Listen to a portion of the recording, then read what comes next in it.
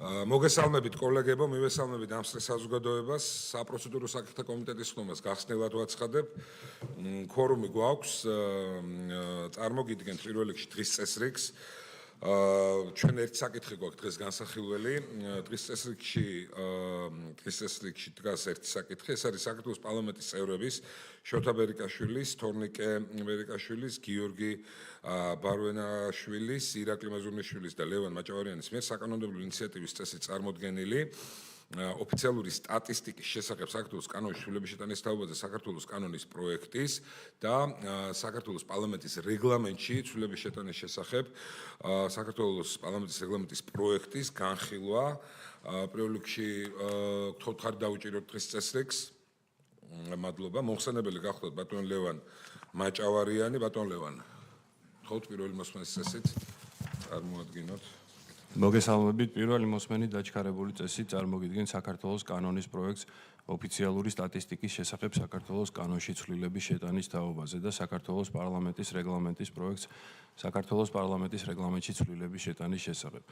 ცვლილების მიზანია საქართველოს სტატისტიკის ეროვნული სამსახურის აღმასრულებელი დირექტორისა და საქსტატის საბჭოს წევრის დანიშვნასთან დაკავშირებით საკითხების მოწესრიგება. კანონპროექტის მიღების შემდეგ საქსტატის აღმასრულებელ დირექტორს თანამდებობაზე დანიშნავს თანამდებობიდან გაათავისუფლებს საქართველოს პრემიერ-მინისტრი. იგივე პრინციპი გავრცელდება საქსტატის საბჭოს წევრების დანიშვნასთან დაკავშირებით. საქსტატის აღმასრულებელი დირექტორისა და საბჭოს წევრის თანამდებობაზე დანიშვნა კვლავ ღია კონკურსის საფუძველზე განხორციელდება. მნიშვნელოვანი აღინიშნოს, რომ კანონპროექტი არ აუქმებს ზედამხედველობის მექანიზმს და ანგარიშვალდებულების პრინციპს, რაც გულისხმობს, რომ საქსტატის აღმასრულებელი დირექტორი ანგარიშვალდებული იქნება საქართველოს პარლამენტისა და საქართველოს მთავრობის წინაშე. შესაბამისად, არაუგვიანეს ყოველი წლის 1 მაისისა საქართველოს პარლამენტსა და საქართველოს მთავრობას წარუდგენ საქსტატის საქმიანობის შესახებ ყოველწლიურ ანგარიშს. საქართველოს პარლამენტის რეგლამენტში ცვლილების შეტანის შესახებ. საქართველოს პარლამენტის რეგლამენტში ცვლილება გამომდინარეობს ოფიციალური სტატისტიკის შესახებ საქართველოს კანონში ცვლილების შეტანის თაობაზე საქართველოს კანონის პროექტიდან. ცვლილების მიხედვით საქართველოს პარლამენტის თანხმობა აღარ დასჭირდება საქსტატის აღმასრულებელი დირექტორისა და საბჭოს წევრის დანიშვნაზე. მადლობა. კი ბატონო, მადლობა წარდგენისთვის. მე მექნება ესეთი შეკითხვა. თქვენ განმარტებით ბარათში გიწერიათ ესეთი რამ, რომ კანონპროექტის მიზანია საქართველოს სტატისტიკის ეროვნული სამსახურის აღმასრულებელი დირექტორისა და საქსტატის საბჭოს წევრის დამნაშავესთან დაკავშირებული საკითხების დახვეწა. კონკრეტულად რა დახვეწაზე გაქვთ საუბარი? დაუშვათ თუ შეგიძლიათ რომ მიპასუხოთ და ასევე გიწერიათ რომ რაც უზრუნველყოფს საქსტატის დამოუკიდებლობის ხარისხის შენარჩუნებას და ხელს შეუწყობს სამსახურის საქმიანობისა და მისი კონტროლის ეფექტიანობის გაუმჯობესებას. აი რატომ თვლით რომ დამოუკიდებლობის უფრო მაღალი ხარისხი ექნება ამ სამსახურს, მაშინ როდესაც იქნება დანიშნული ხელმძღვანელი და საბჭოს წევრები პრემიერ-მინისტრის მხრიდან ერთპიროვნულად და რატომ არ იქნება დაუშვათ უფრო მაღალი ხარისხი დამოუკიდებლობის, როდესაც პარლამენტი წვეთდა ამ საკითხს. მადლობა. სხვა კითხვები თუ არის?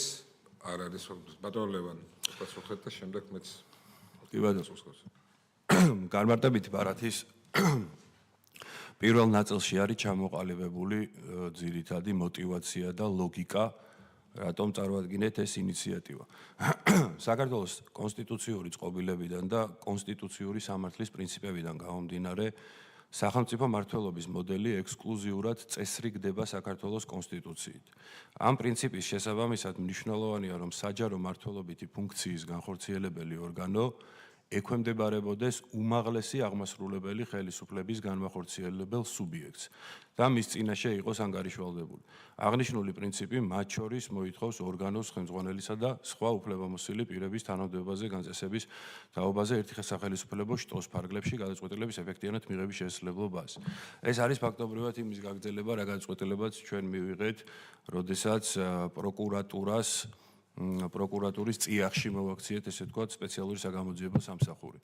ვინაიდან ლოგიკა ამას გვარნახობს. ეს არის ზუსტად ანალოგიური მაგალითად, რაც პერსონალური მონაცემების დაცვის სამსახურს ეხებოდა, როდესაც ის მოექცა აუდიტის სამსახურის წიაღში. ზუსტად ანალოგიურად გვაქვს საქმე და ვაწესრიგებთ ასეთ დეტალებს, ესეთ ტიპის გადაწყვეტილებებით. თუ დანარჩენი ხა აქ ძირეული ცვლილება არაფერი არ არის, ერთადერთი დანიშვნის წესი არის და ხაზგასასმელი არის ორი ფაქტი კიდევ. ერთი, რომ ამ შემთხვევაში არ იცვლება ღია კონკურსით კანდიდატების შერჩევა, ეს ჩვეულებრივად რჩება როგორც იყო და მეორე არის ის, რომ პარლამენტმა რო განახორციელოს კონტროლი, პარლამენტს რჩება უпростоრად ანგარიშვალდებულება მაინც რჩება საქსტატის ხელმძღვანელს, რომ პარლამენტთან წარადგინოს ანგარიში ყოველწლიურად. მაქედან გამომდინარე, კონტროლის თვალსაზრისით არაფერი არ იცვლება, შერჩევის წესის თვალსაზრისით არაფერი არ იცვლება, უბრალოდ უფრო ლოგიკურია, რომ პირდაპირ, როგორც კონსტიტუცია გაწერილი, ისე მოექცეს, ასე ვთქვათ, აღმასრულებელი ხელისუფლების წიაღში. დახვეწაში თქვენ როგორც მივხვდი ეს იგულისხმეთ, ხო, რაც ახლა ჩამოთვალეთ დახვეწაში ეს იგულისხმეთ. ხომ არ თვლით, რომ ინტერესთა კონფლიქტს ექნება ადგილი იმ შემთხვევაში, როდესაც აღმასრულებელი ხელისუფლების წარმომადგენლების მიერ ნაკეთების საქმის აღრიცხვას, ასე ვთქვათ, ახდენს საქსტატი და შემდეგ წარმოგვიდგენს და ხომ არ მოხდება რაღაც მხრივ პარტიული ინტერესების გათვალისწინება საქსტატის მხრიდან და ხომ არ შეუწყობს ეს ამ ყველაფერს. იმიტომ რომ ხედავთ, რომ ჩვენს ქვეყანაში პოლიტიზირებულია სახელმწიფო უწყებები, ასევე პოლიტიკური ნიშნით ხდება საჯარო მოხელეების გათავისუფლება და ამას თქვენ ვერ გაექცევით და ბევრი საკითხი არის ამ მიმართულებით ძალიან პრობლემატური. ხომ არ იქნება უბრალოდ ვარაუდს გამოხატვა მათი. ხო, ნუ ეს გამორიცხულია, ვინაიდან ციფრებთან არის საქმე და ეს ზუსტი მეცნიერება არის, ვერავინ ვერაფერს ვერ მოარგებს და ამასთანავე ის მონაცემები, რაც ქვეყნდება, რომელზეც ძირითადად ოპოზიცია აპელირებთ ხოლმე, თქვათ, ეკონომიკურ ჭრილში მონაცემები, ამას მეთვალყურეობას უწევს რიგ შემთხვევებში მსოფლიო ბანკი, რიგ შემთხვევებში საერთაშორისო სავალუტო ფონდი და ყველაზე ავტორიტეტული ფინანსური ორგანიზაციები, შესაბამისად ეს ყველაფერი შეუძლებელია. თქვენი ლოგიკა რო განვავითაროთ, პარლამენტშიც ქართული ოცნება ვართ უმრავლესობის წარმოდგენილი და მაქედან გამომდინარე მნიშვნელობა არ აქვს. თუ თქვენ ლოგიკას გავყვებით, თეორიულად რო წარმოვიდგინოთ, მისი გავლენის ქვეშ იქნება, ვინაიდან პრემიერ-მინისტრის ჩვენი არჩეულია, მთავრობა პრემიერ-მინისტრის დაკომპლექტებულია, მაგრამ ამავდროულად პარლამენტშიც ქართული ოცნება უმრავლესობაში ვართ წარმოდგენილი. შესაბამისად, მან რა თქმა უნდა ეგ ლოგიკა ვერ განვითარდება. რაც შეეხება საჯარო სამსახურს, ერთის მხრივ იმაზე გვაკრიტიკებთ ხოლმე აბსოლუტურად უსაფუძვლოდ, რომ არჩევნებში იყენებთო საჯარო რესურსო და მეორეს მხრივ იმას ამბობთ, რომ თქვენი მომხრეები არ არიანო საჯარო სექტორშიო და შემდეგ უკვე პოლიტიკური ნიშნით ათავისუფლებთო. ეგ ორი ურთიერთგამომრიცხავია. მე ხაზ გავუსმევ, რომ საჯარო სექტორში ადამიანების დასაქმება ხდება მათი პროფესიონალიზმის შესაბამისად და ზუსტად ანალოგიურთან გვაქვს საქმე გათავისუფლების შემთხვევაში. და იმასაც შევახსენებ საზოგადოებას, რომ როდესაც რაღაცა ტიპის აქციები არის ხოლმე დაორგანიზებული, საჯარო მოხელეების ძალიან დიდი ნაწილი პირდაპირ არც ერიდებიან Facebook პოსტებით გამოხატავენ, ვინც აქციას უერთდება და ასე შემდეგ, არავის პრობლემა არ შექმნია ამასთან დაკავშირებით. გვარამიას პარტიის სიის პირველი ნომერი იყო, თუ არ ვცდები, გოგონა, რომელიც საკმაოდ მაღალ პოზიციას იკავებდა მერიაში. შესაბამისად, ეს რა თქმა უნდა არის უბრალოდ სპეკულაცია. მადლობა. საქსტატი რა თქმა უნდა ბევრად მეტ საქმეს აკეთებს, ვიდრე მხოლოდ აღმასრულებელი ხელისუფლების წიაღში არსებული ზუსტი მეცნიერებასთან მიმართებით კი აი მადლობთ ხავთ თათათში. ბევრად მეტ საქმეს აკეთებს, ვიდრე მხოლოდ აღმასრულებელი ხელისუფლების ნაკეთების საქმეა.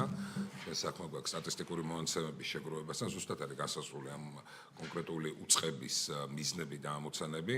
აქ ჩვენ ყურადღება უნდა მივაქციოთ, თუ რა არის მთავარი ამოსავალი წერტილი, ეს არის გამჭირვალეობის, საჯაროობის პრინციპის სრული დაცვა და პირიქით ანგარიშვალდებულების გაზრდა. აქამდე თუ კი ეს პარლამენტის წიაღთან იყო მხოლოდ ანგარიშვალდებულებით მიმული, რჩება პარლამენტიც და გადადის იმ ხელისუფლების რგოლის კოლგის ქვეშ, რომელიც უშუალოდ არის პასუხისმგებელი ხელისუფლების აღსრულებაზე, გადაწყვეტილებების აღსრულებაზე, რაც ბუნებრივი არის მეტად უფრო ლოგიკური, სწორი და მოქნილი იმ მოცემულობისთვის, რასაც სტატისტიკის უწყების მიზნების განხორციელება ქვია. რაც შეეხება ბატონ ლევან, მეც მექნება თქვენთან ერთი ასეთი საკითხი. ჩვენმა კომიტეტმა მომზადა დასკვნა, სადაც კრიტიკული შენიშვნები არის მოცემული. ეხება ძირითადად პარლამენტის, მეორე კანონ პროექტს, პარლამენტის რეგლამენტს. მოგეხსენებათ, დღემდე არსებული წესიდან გამომდინარე, იმის გათვალისწინებით, რომ პარლამენტის წიაღში იყო სახსტატის ხელმძღვანელის და წევრების არჩევის საკითხი, თანხმობის მიცემის ვალდებულება ჰქონდა საქართველოს საკანონმდებლო ორგანოს და ეს იყო რეგლამენტით კონკრეტულ მუხლებში განსაზღვრული. იმის გათვალისწინებით, რომ ეს საკითხი გადაინაცვლოს აღმასრულებელ ხელისუფლებაში, მსგავსი თანხმობის მიცემის აუცილებლობა ბუნებრივია აღარ არსებობს პარლამენტიდან, ამიტომაც ის უფრო ტექნიკურ უზუსტობად ჩარჩება, ასე ვთქვათ, კანონში, რაც ბუნებრივია არ არის კარგი და სწორი. მე ვთხოვ ქალბატონ მაკას აპარატის უფროსს, რომ კონკრეტულად გააჟღეროს ის მუხლები, სადაც არის ეს საკითხი ჯერ კიდევ დასარეგულირებელი და იმ შემთხვევაში თუ თქვენ დაგვეთანხმებით, უკვე ამ დათქმით უყრით ჩვენ კენჭს კომიტეტზე და შემდგომ უკვე სესიაზეც, რომ გასწორდეს ეს უზუსტობა და ანუ მიიღოს ის სახე საკანონმდებლო ცვლილებამ, რაც ეთავსება და არის ლოგიკური იმ მიზნებთან, რასაც ახორციელებს საკანონმდებლო ინიციატივის ავტორები. მოგესალმებით. საქართველოს პარლამენტის რეგლამენტში ცვლილების შეტანის შესახებ რეგლამენტის პროექტის პირველი მუხლის პირველი პუნქტით ხდება საქართველოს პარლამენტის რეგლამენტიდან 192 მუხლის ამოღება მთლიანად, რომელიც შეეხება სახსტატის აღმასრულებელი დირექტორის და საბჭოს წევრების თანამდებობაზე დანიშნულზე თანხმობის მიცემის წესს. ასევე ცვლილება გათვალისწინებულია 193 მუხლის სათაურში და შესაბამის პუნქტებში, საიდანაც ხდება 192 მუხლზე მითითების ამოღება. თუმცა მუხლზე მითითების ამოღებასთან ერთად ასევე უნდა განხორციელდეს დანიშნულზე თანხმობის მიცემის შესახებ ჩანაწერის ამოღებაც, ვინაიდან დანიშნულზე თანხმობის მიცემა გათვალისწინებული იყო მხოლოდ სახსტატის წევრების და აღმასრულებელი საბჭოს დირექტორის და აღმასრულებელი დირექტორის შემთხვევაში. შესაბამისად, ეს ჩანაწერი უკვე სამართლებრივ დატვირთვას მოკლებულია და მისი ამოღება უნდა განხორციელდეს. ასევე აღსანიშნავია, რომ აღმასრულებელ ჩანაწერს შეიცავს რეგლამენტის 23 თავის სათაური, მე-9 მუხლის მე-7 პუნქტი და 27 მუხლის მეორე პუნქტის ექვე პუნქტი, სადაც ასევე უნდა განხორციელდეს შესაბამისი ცვლილებები. მადლობა. დიახ, გისმენთ ბატონ ლევან. არა, აუცილებლად, რა თქმა უნდა, თქვენის ნებართვით უბრალოდ მეორე მოსმენაზე ავსახავ ამ ყოველ ცვლილებას. კი ბატონო, გასაგებია, ეთანხმებით შენიშვნებს. როგორ შეიძლება? კი ბატონო, კარგით. მაშინ თუ კი სხვა საკითხი არ არის, მეტი შესაბამისად მოგმართავთ ამ შენიშვნების გათვალისწინებით, რაც იქნა გაჟღერებული, კენჭისყრაზე ვაყენებ საკითხს, ესე იგი, მოგეხსენებათ, პირველი მოსმენით იქნება წარმოდგენილი ორი კანონ პროექტი, ესაა ოფიციალური სტატისტიკის შესახებ საქართველოს კანონში ცვლილების შეტანის თაობაზე კანონ პროექტი და საქართველოს პარლამენტის რეგლამენტში ცვლილების შეტანის შესახებ კანონ პროექტი, როგორც პაკეტი, ვინ არის მომხრე, რომ ხარი დავიჭიროთ? წინააღმდეგი? მადლობა, გაწყვეტილება მიღებულია. სხდომა დახურულია.